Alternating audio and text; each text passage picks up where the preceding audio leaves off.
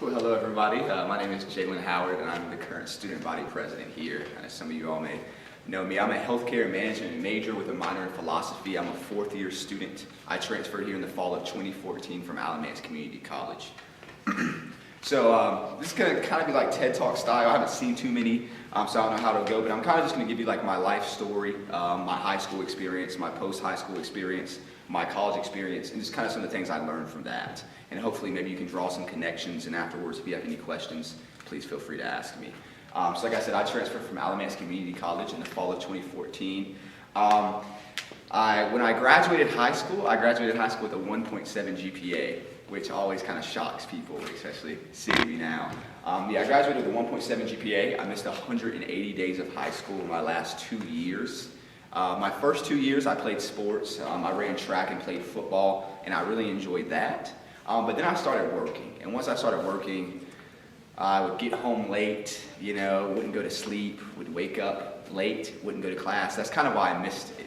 And I learned in high school the things I loved playing video games and sleeping.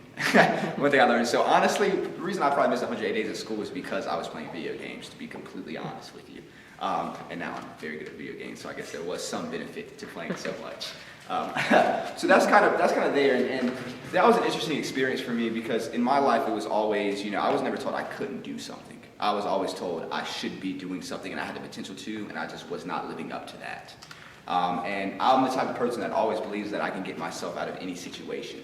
And I think that's kind of what my learning experience was from that. I went to graduate high school, and my last 2 years I was kind of struggling to find a way to graduate. I didn't want to stay there longer. I wanted to try to graduate on time. And they ended up actually working something out with me. I graduated with 22 hours from high school. Traditionally, I think it's about 28 or 30 that you graduate with. So they actually helped me out and graduated early. And I was one that all my buddies, my best friend ended up going to UNC Chapel Hill. My other buddy went to UNC Charlotte. So there was nobody else really going to community college. So I kind of viewed community college as something that I was almost, I would say, too good for, which is kind of crazy because I had a 1.7 GPA in high school, so I don't think that was the case by any means. But I think that kind of highlights the stigma behind community college at times that I don't think should exist. I honestly think it is the better option sometimes. So I was kind of let down that I couldn't go to college. I don't think I wanted to kind of acknowledge that. So once I graduated, I said, I'm going to go ahead and join the military. And I said I wanted to join the military because it would give me a free education. Was kind of the basis, and it would let me travel around the world. And that's something that I definitely wanted to do, was travel around the world and not have to pay for college. That sounded really cool to me. I realize now that when I said I wanted to go to the military, the first thing I said is I wanted to get an education. And I say that because my objective there wasn't the military. My objective has always been to get an education. And I think when I went and joined the military, I was making what I like to call a decision from my head, a logical decision, not necessarily from my heart. And I'm telling you this all because I think that's important even relating to college. So I'm kind of going to go in and out. I'm going to talk about an experience and then maybe I'll jump to college here and there. So that was one time when I realized, cut forward, it didn't end up working out. But the military wasn't really a place for me. I wasn't going there because I had some great dedication to our country, because I wanted to fight in war or something like that. That's not why. It was kind of, I want to say self-absorbed. It was the things that it offered me. And that wasn't what I wanted to do in passion. And that's something that you're going to find here at Appalachian State, I believe, as well. You'll run into many different opportunities, things that you think are great, things that may be logical and better that you believe to do. And do those things. Try them out. But I would always advise to follow your heart and make sure that you're doing something that you find passion in. And once you find that, it's hard to give it up. And it's hard for it to go wrong. There's something that you always want to work for and dedicate your time to. And that's something I did not find when I joined the military. But before joining, I actually worked as Ruby Tuesday as a waiter and an assistant football coach at a middle school. So kind of my life story when I'm telling you this, I think that when I got here to Appalachian State, I believe that I was just genuine and authentic and I reached out to people. But I think that my story and my experiences working as a waiter, my experiences in the military, those things have helped me accomplish where I am today. I would not be the person I am today without any of those experiences, which is why I mentioned working at Ruby Tuesday and being an assistant coach. Those things kind of taught me my favorite job I've worked as far as being a waiter. So I really enjoyed that. And doing the football coach thing, I think, kind of correlates to what I want to do in college now. I'm realizing, hey, I like working with kids, I like really helping people, and that was the first time that I really had an opportunity to do that. So after doing that, I went to the military. So I was in the military from September 25th to December 15th, so not a very long time, obviously. I signed a 6-year contract. So I went to the military. I was 14 days away from graduating. I was supposed to graduate on Thanksgiving. Turns out I went for a checkup doctor's appointment because I had been sick, and when I went for the checkup appointment, they said, Jalyn, you have asthma. Asthma is a disqualifying condition in the Air Force. We're going to have to put you in medical hold. So that was probably the most interesting experience of my life because basically I had 6 years planned out that now came down to none. Had no idea what I'd do. So that was a very interesting experience. And I think that was the turning point for me. I'll consider that the turning point to say I had a 1.7 GPA in high school. I didn't do too well. I think this experience right here was something that taught me, whoa, 6 years you're not going to be in the military, you're going to be somewhere else. And as I had said, community college wasn't necessarily the place that I wanted to go.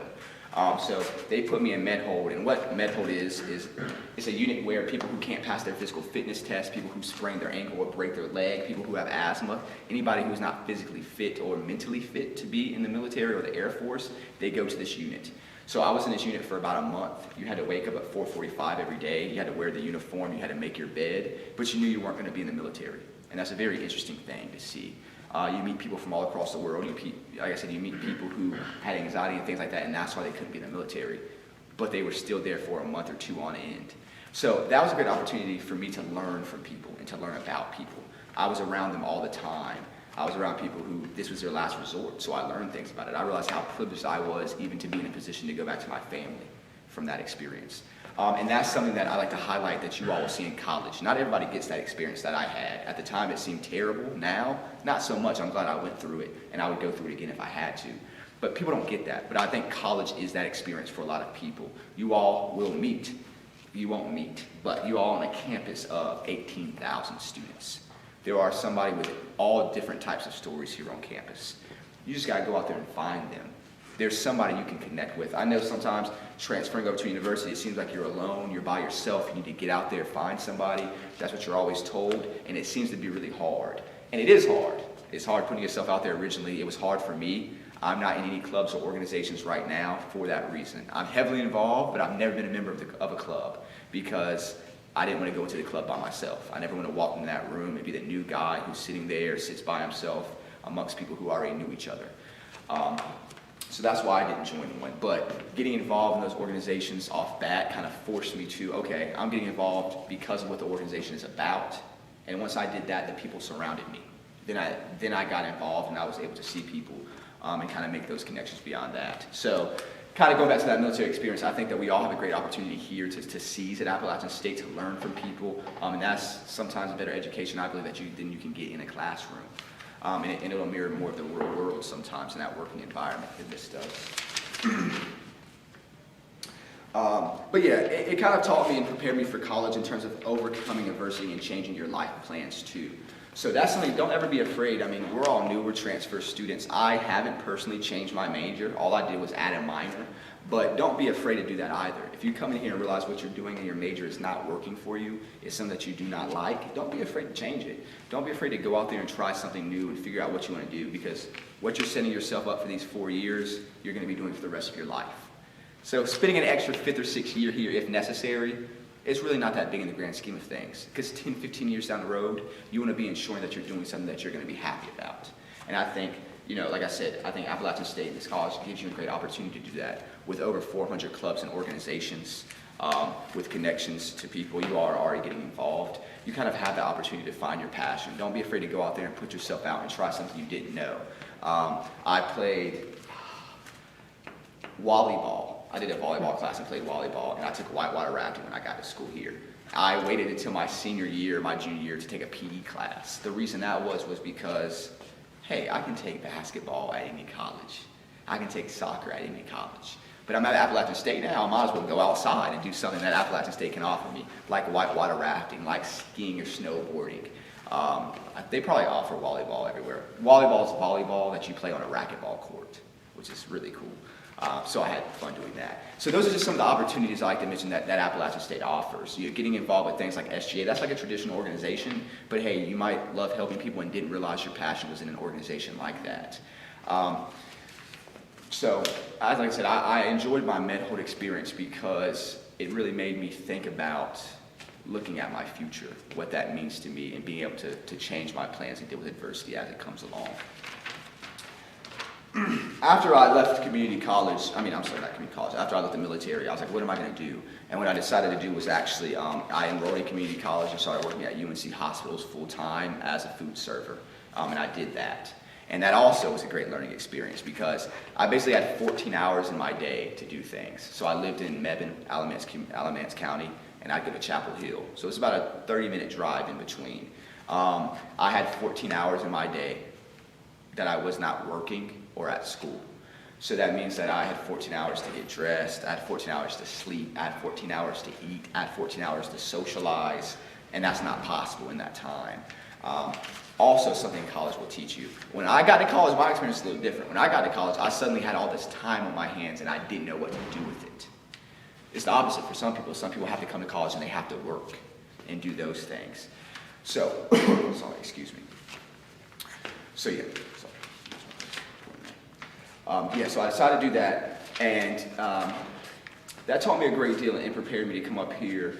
And when I came to Appalachian State, my first semester here, I didn't do as much because I was used to working so much. So I was like, I finally have an opportunity to sit back, relax, enjoy myself. I don't have to work. All I have to do is go to class. I don't have to drive 10 minutes to class. I can walk to school now. So it's a completely different experience for me.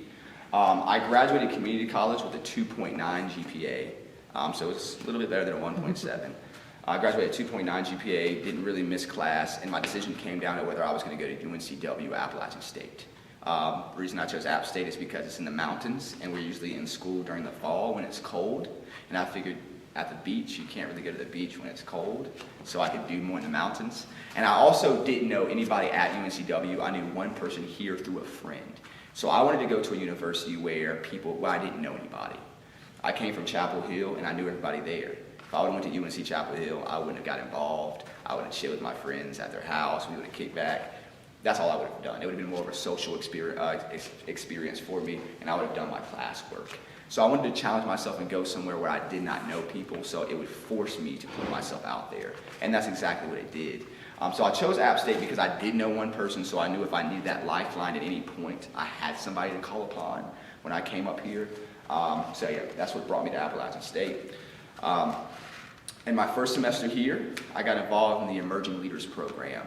That's something that they still offer. It was formerly the CSIL office, which you might still hear sometimes. Now it's the McCaskey, I think like a leadership center, I believe, on the second floor. I got involved with that program because, like I said, I didn't want to get involved with any clubs because I didn't know anybody. So I was able to apply to that program. So I applied and they said, you're accepted. And I said, oh, okay. So then that forced me to go into the first meeting. And I was terrified when I went to the first meeting because I didn't know anybody. But it went great. It was a great community of people, and I began learning a lot from that Emerging Leaders experience. So when you get to college, I think sometimes you feel like you got to get involved immediately. You need to go out there, and as soon as you get here, people telling you need to get involved, you need to figure it out. And as transfer students, that's a little bit harder for us. If you transferred in with a 2-year degree, it can be especially difficult because you don't have that long to get involved. If you come here, as I did as a sophomore, you have a little bit more wiggle room. But what I found in the Emerging Leaders Program and throughout my college experiences is it's never too late to get involved. You all can get involved at any point. You can join a club legitimately at any point. You can still go to retreats and social justice programs like I went to and get involved at any point. So don't ever feel like you've gotten too far behind in that realm. Obviously, you can get too far behind in schoolwork. That's obvious. But I don't believe you can ever get too far behind in your leadership experiences. So always, if you need, I believe self-care is more important than anything else here, and that's something that you all and everybody does learn throughout their experience. Something that I'm still learning is the self-care portion. That's more important than anything. You are here to graduate before anything else. Your schoolwork is the most important. So always make sure to focus on that and kind of put that at the forefront. But a lot of success and stuff, like I said, you learn a lot of things outside of that in these organizations that will be very helpful. So let's say my first experience was in Emerging Leaders. And other than Emerging Leaders, I kind of just went to school and played video games. Went home, I took a lot of naps my first semester. I remember those vividly because I no longer can take naps. So I greatly enjoyed my first semester here for that reason. Also had to get used to living on my own and living to where I was close enough to go to school too. So those are some of those adjustments. We all go through adjustments. Understand when you're going through adjustments and you feel challenged, don't worry about that. That's actually a good thing typically. What you're doing is you're growing, you're learning. And that can be something that's great. Don't expect to come in here. I was saying about this the other day. Don't expect to come in here, as a second semester or third year transfer student and leave the same person. You're going to grow. You're going to get better. That's what this university is here for. That's what the people, your fellow students are here for. That's what staff are here for. That's what faculty are here for. That's what administration are here for. Is to build and help us grow. But at the same time, you want to make sure that you remain authentic and genuine in what you do here at this university. And that's kind of the balance there. Is don't go out and do things and lose yourself here at Appalachian State. Remain what you are and what you came in here as. But with that, continue to grow and experience that growth and challenge yourself. Listen to perspectives you're not used to hearing. And as I said, that's where the real knowledge comes in. My second semester here, I actually became an EL coordinator. So typically they don't want you to go right into that, but kind of me being a transfer student and stuff, they said, Jalyn, go ahead and apply to be a coordinator, and that's what I did. So I became an Emerging Leaders Coordinator where I led a group of about 15 people, and each week we did different topics on leadership. I also went to a social justice retreat, which is always added in the spring. Also got involved with the Leadership Educators Program, and I also got involved with SGA. So as you can see that my second semester here at Appalachian State is much different than my first semester here at Appalachian State. My first semester here at App State, all I did was get involved with one organization. Got involved with one organization. I said, let me focus on my schoolwork. Let me focus on getting my GPA started off right, and then see what else falls into place. To be honest, I got involved not because I wanted to help people or something like that. I got involved because I said, I have 3 years at this university. I need to leave with some type of resume. I need to leave here with something other than my schoolwork on there. And that's one thing I will mention. If y'all don't have a drive to help people, which is typically why you get involved, if there's no internal motivation there, always keep that in the back of your head. You don't want to do things just for the resume, but I will say you do want to do something, at least for the resume, to be honest with you. So if anything, at least find 1 or 2 things and get involved here so that you can develop and gain skills for that working world once you get out of here, and so that you'll have something to talk about. When you go into job interviews, they want to hear about your experience at Appalachian State. They want to hear about the people and how you've grown and what you've done. So that's something to make sure you take advantage of while you're here. So like I said, my first semester was very different than my second semester. My first semester, once you get involved, you realize that it's not that hard to get involved after that. That once you take that first step, it's like, oh, this is actually very difficult. And before you know it, you're involved in 4 or 5 organizations. I was involved as a transfer student. I was just a simple transfer student here. I got involved in Emerging Leaders, and before I know it, Bob's talking about, hey, be a transfer student mentor. Whoa, that's just because I worked in Trailhead with you. So that's a big thing too. That was really awesome. Don't be discouraged once again if it's not working out for you and the organizations aren't coming, because over time, if you put yourself out there, people will see that and people will come to you. So how I got involved with SGA, and this I think is the most important thing I will probably say today. Probably. Not that anything I said is too important. I've noticed that I'm big about, my hardest thing is getting out of my bed and coming to school. If I can get out of my bed and come here, I'm good to go. So my first semester here, that was always my biggest problem. I don't have any reason to go to campus. I can sit here right now, play my video game, take a nap. I don't need to go there. So there would always be opportunities that presented themselves, and I would say, oh no, I won't worry about that. I'm not missing out on anything. And it never failed. Every single time I said I did not want to do something and I ended up doing it, it ended up turning into a great opportunity for me. How I got involved with my fraternity. So I'm a member of Phi Beta Sigma Fraternity Incorporated. It's a historically black fraternity. I got involved with that because I was going to an Emerging Leaders reunion. I said, I don't need to go to the Emerging Leaders reunion. There's probably 3 or 4 people there. I'm going to go in there and say hello, then I'm going to leave and go back home. There's no point in coming. But I said, let me do it. So I came to this Emerging Leaders reunion. I went upstairs. There's probably about 10 people. I said hello and bye, just like I expected to. And then I left. And I went downstairs. And I was walking. And I ran into this African American music professor. When I did, he said, hey, how are you doing? And we just struck up a casual conversation. Hey, how are you doing? He said, I want you to come with me. Now, he's dressed just like I am right now. I had on basketball shorts, a t-shirt, and sandals. He takes me to the 4th floor of the student union here, and we get up there, and all I see is it ended up being, I believe, like a MSD award ceremony. So I went up there, and everybody's dressed in tuxedos and dressed nicely, and I'm over here in basketball shorts and a t-shirt. And I'm like, well, why did you bring me up here? He brought me up there. He said, hey, talk to this person, and then he left. I didn't see this man again probably for like 4 or 5 months. So I still don't know why he brought me up there. But he brought me up there and he introduced me to who was the president of the African American Alumni Association. And sitting with her was the vice president of the African American Alumni Association. And he was actually what is now my fraternity advisor. And I struck up a conversation with him and we began talking. And we were just talking about some of the problems that minorities face on our campus, my perspective on them and all that. That's all we talked about. Then we left. Now, that's the same conversation that you all may have with tons of students here on this campus in a casual day. You reach yourself out there, you go out there, you have a talk. The same thing that kind of just happened to me. I get a message on Facebook a couple days later from who is now the vice president of SGA, Kendrick Dawson, who was a member of Phi Beta Sigma. And he goes, hey Jalyn, I would like to meet with you so we can discuss this program. And me and Kendrick met, and Kendrick goes, Jalyn, my advisor talked to me about you. He said you were very good. He liked the things you had to say. You were well-versed, and he thinks you'd be a great addition to this fraternity. I think the two of us can do great things together. I think that we could take over this campus and do some wonderful things. Would you be interested in doing that? So that one interaction propelled me to join my fraternity, and honestly introduced me to Kendrick, who is now the vice president of SGA. So in essence, I can say that one interaction propelled me to both be an SGA and to be a member of my fraternity. And that all happened because I went to this 30-minute event that I didn't really want to go to. The same thing happened with SGA.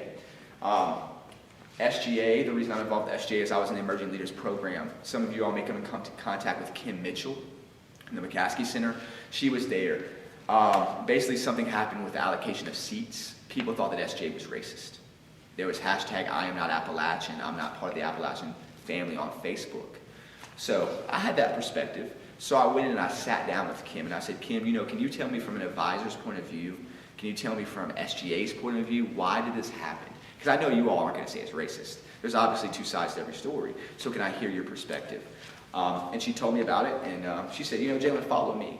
And she took me and she walked me into the SGA office, an office I would have never walked into by myself. That's a very intimidating office. It's a very intimidating office for me, especially, honestly, being black. That was kind of like an all-white space. They were always dressed professionally. Might be the most professional you ever see me dress. So we'll just say it wasn't exactly an environment that I was going to walk into. But she walked me around in the office, introduced me, and sat me down and let me talk to Carson Rich, who was the president before I was. And I sat down with Carson and talked with him for 15 minutes. I had a 15-minute conversation with him, and he ended up hiring me for cabinet. And I respect that because I only had a 15-minute conversation with him, and he hired me. And there's a lot of allegiances you'll find when running an election. So, that spoke volumes to me. But, once again, if I would have never sat down and had that conversation with Kim, I wouldn't have even been on SGA cabinet. So those are some of the things that, when I think about them, they're unbelievable to me. Because I think sometimes, what would have happened if I would have never got out of bed that day and went to that event? What would have happened if I would have never done that? And that's someplace that I personally never want to be. I would love to join the Peace Corps because one of the reasons is, when am I ever going to get a chance to experience something like that again? When am I ever going to do, 10 years from now, I might not be in a position to where I can just up and leave for 2 years and go somewhere else. And that's something that's also very true about being here in college. You're here for 4 years. You'll probably never experience anything like this again. Yeah, even if you go to graduate school, you'll probably never experience anything like this again. So take full advantage of it. So like I said, there's 18,000 students here. There's nothing that's stopping you. As you saw, I came into this university, I knew absolutely nobody. I don't think I did anything wonderful. People always ask me, and I guess that's kind of what this talk is about. Jalyn, how did you become SGA president? And I never know how to answer that question because I don't know. I don't. I came into the university. I got involved in the Emerging Leaders Program. I began talking to people. I began doing what I found passion for. That was getting involved, helping people, trying to figure out some of the systematic problems that we have at our school. And in doing through those authentic conversations, through that dedication, that passion that people are going to see naturally out of you all. That's something that's going to happen. You don't have to try. If you're doing something you're passionate about, you're dedicated about, people will see that. That will be under notice. People have come to me and said, Jalyn, will you do this? Why did you ask me to do that? We've never had a conversation before. But I can see through your body of work. So that's something that everybody, I think, has the ability to do here. I'll talk to every incoming transfer student. There's no reason that everybody right here can't be student body president. There's no reason why not. There's no, people have told me the same thing. If I would have thought that was an obstacle coming in for me, people said that Jalyn, there hasn't been a transfer president before. There hasn't been a black president since '75. I don't see in college any glass ceilings. I don't see that. I don't see a place where you cap out and just stop. To me, this is the best opportunity, and the best way I can put it is we are all so privileged to be here. It's a very low percentage of people who are in college today. You know, like I said, you get one shot at this, you get one opportunity, and nothing, I don't think anything can hold you back. You always have the opportunity, and you always have people. Always find someone as well. You know, I had my philosophy professor who wrote me recommendations and helped me out a lot and helped guide me on my way here. Don't do this alone either. You don't have to do this alone. You know, go to someone like Kim who you know is good with it, you know, who is in the transfer services office. You have things like the OTS office. You have things like TSO. You have those places. We have the Wellness and the Counseling Center. We have those locations. So also, if you ever feel like that, reach out to the community. That's why we call it the Appalachian family. That's why we're here for you all. There's something that you will find here. There's something I've found within the transfer community. I'll walk with the people and say, hey, I'm a transfer student, and there's a bond right off bat, a connection right off bat just from that. And that's an amazing thing as well. So that support system is here for you. The opportunities are here for you. Your own abilities are here for you. If you got into Appalachian State University, that means you should be here at Appalachian State University. That means that you are qualified to be here at Appalachian State University, just as everybody else is. So when you look at yourself as being able to be the next student body president, being able to be the next president of the club that you want to be in, because I don't think there's nothing different from that person. There's nothing different for me than you all sitting right here in front of me. There legitimately is no difference, besides our personal stories, not our abilities, I don't believe. I think that's about all. Cool. So, and thank you all for coming out. I appreciate you coming here and listening to me talk. Did y'all have any questions about my experience here, or you all's experience, or any advice? Anything really, I'd be willing to answer.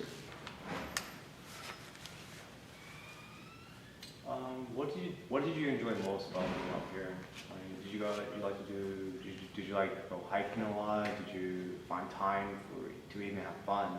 Because right now, I believe that I have to set the schedule. Like, I have to do my class for one time. I can't really do anything. It's a little overwhelming to me right now, actually. How many hours are you taking? Surprisingly only 12, but I'm an art major, so it's hard to work ahead of time. Yeah, it's a little different. Actually, something I didn't mention, every semester I've been at Appalachian State, I've taken 12 hours. Every semester I've been at App State, I've taken 12 hours. But I've also taken 12 hours over the summer. So that's what balanced it out for me. That's what kind of balanced it out for me.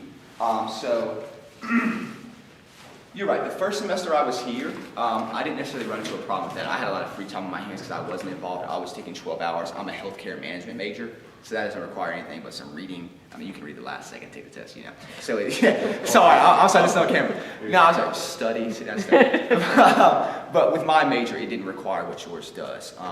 But what I found is, I'll compare it to now. Now I'm at 15 hours and I'm student body president.